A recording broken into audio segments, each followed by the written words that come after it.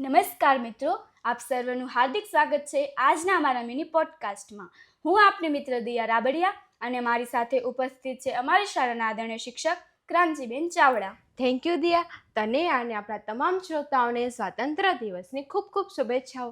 દિયા, આજનો આપણો કોન્સેપ્ટ શું છે? મેમ, આજનો આપણો કોન્સેપ્ટ છે ઇતિહાસના પાનાથી ઇનોવેશનની દુનિયા સુધી. અરે વાહ, આ તો બહુ ઇન્ટરેસ્ટિંગ કોન્સેપ્ટ છે. હા મેમ, જ્યારે પણ 15મી ઓગસ્ટ આવે છે ત્યારે આપણા મનમાં ઇતિહાસના પાના, ક્રાંતિકારીઓના બલિદાન અને સ્વાતંત્ર્ય સંગ્રામના દ્રશ્યો ઉપસી આવે છે. શું આ ખરું છે? ન પૂછો જમાને સે કે ક્યા હૈ હમારી કહાની, ના પૂછો જમાને સે કે ક્યા હૈ હમારી કહાની, હમારી પહેચાન તો ये है કે હમ હૈ હિન્દુસ્તાની, હમારી પહેચાન તો ये है કે હમ હૈ હિન્દુસ્તાની. ભારતની ધરતી એટલે એવી ધરતી જ્યાં રામ, કૃષ્ણ, મહાવીર, બુદ્ધ જેવા અનેક ભગવાને જન્મ લીધો અને આ ધરતીને પવિત્ર કરી. એક ભારતીય તરીકે આપણે ગર્વ હોવું જોઈએ કે આવી પવિત્ર ધરતીના આપણે રહેવાસી છીએ. મેમ, મારા મનમાં ઘણા સમયથી કેટલાક પ્રશ્નો ઉદ્ભવે છે. શું એ પ્રશ્ન હું તમને પૂછી શકું? હા, પૂછના બેટા. એક વિદ્યાર્થી તરીકે તારો હક છે કે તું તારા મનમાં ઉદ્ભવતા પ્રશ્ન પૂછી શકે, અને એક શિક્ષક તરીકે મારી ફરજ છે કે હું તારા પ્રશ્નોનું નિવારણ કરું.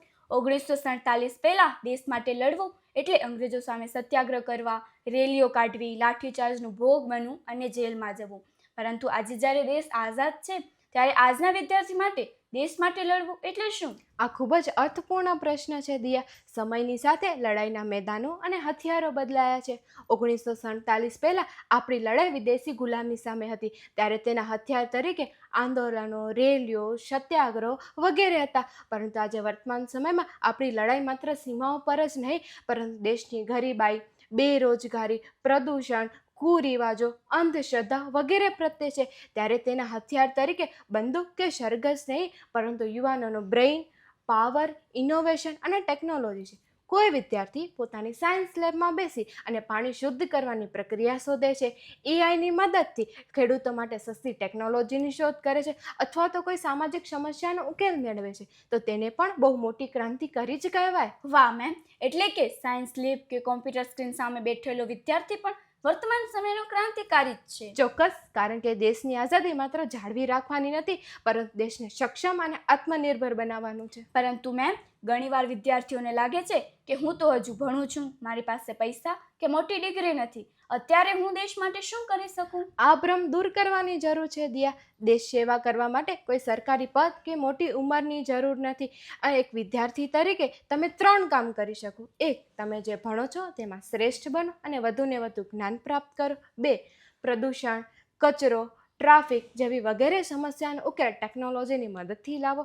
વોકલ ફોર લોકલ અપનાવો, એટલે કે આપણા દેશમાં બનેલી ચીજ વસ્તુઓનો ઉપયોગ કરો અને આપણી કલા તથા સંસ્કૃતિને પ્રોત્સાહન આપો. આ ખૂબ જ નવી અને પ્રેરણાદાયી માહિતી છે. હું ચોક્કસ મારા મિત્ર અને પરિવાર સાથે શેર કરીશ.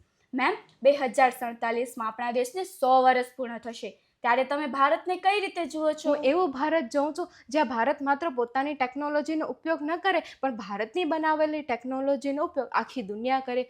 કોઈ બાળક શિક્ષણથી વંચિત ન હોય, દરેક સ્ત્રી આત્મનિર્ભર હોય, પ્રદૂષણથી મુક્ત ભારત હોય, કુરિવાજો અને અંધશ્રદ્ધાઓનું પ્રમાણ ન હોય. અને આ સ્વપ્ન તમારા જેવા જિજ્ઞાસુ વિદ્યાર્થીઓ જ પૂરું કરી શકશે, કારણ કે આજનો વિદ્યાર્થી આવતીકાલનું ભવિષ્ય છે.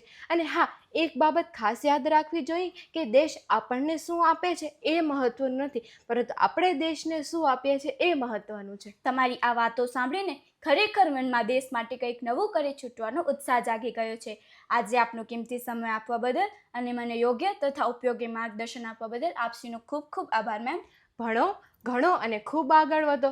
તમારું, શાળાનું અને પરિવારનું નામ રોશન કરો એવી શુભેચ્છાઓ. તો મિત્રો, આ હતો આપણો આજનો વિશેષ મિની પોડકાસ્ટ. તો ચાલો 15મી ઓગસ્ટના આપણે પણ એક સંકલ્પ લઈએ કે આપણે દેશના માત્ર નાગરિક જ નહીં, પરંતુ એક જવાબદાર અને ઇનોવેટિવ નાગરિક બનીશું અને ભારતને પ્રગતિના પંથે લઈ જશું. જય હિન્દ, જય ભારત, ભારત માતા કી જય. અસ્તુ.